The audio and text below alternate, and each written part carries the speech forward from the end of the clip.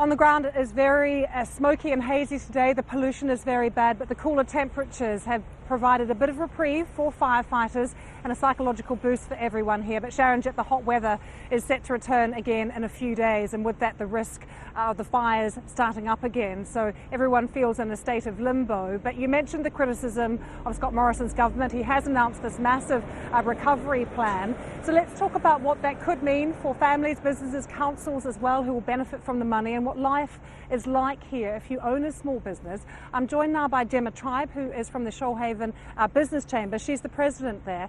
Obviously, there's been a huge amount of damage to properties and people have been traumatised, Gemma, by what's gone on. People have lost their lives. What is life like for a small business owner here at the moment? It's certainly challenging.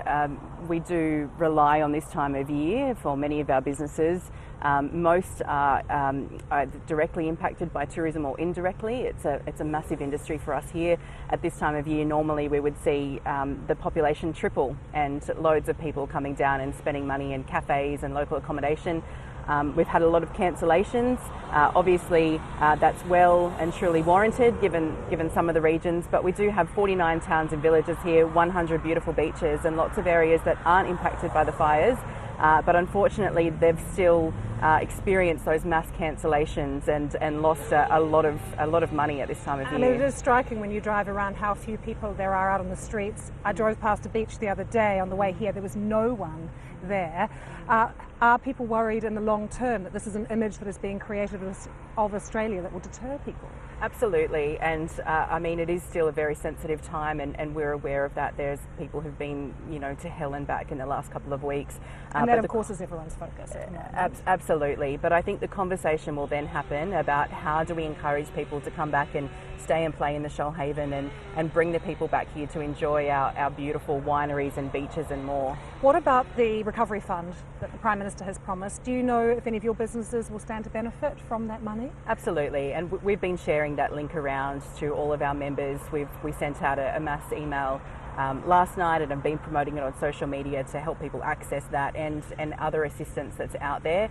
I guess there are people who aren't directly impacted by the fires, but given the media coverage, they have been affected, and so we will continue to advocate on their behalf also.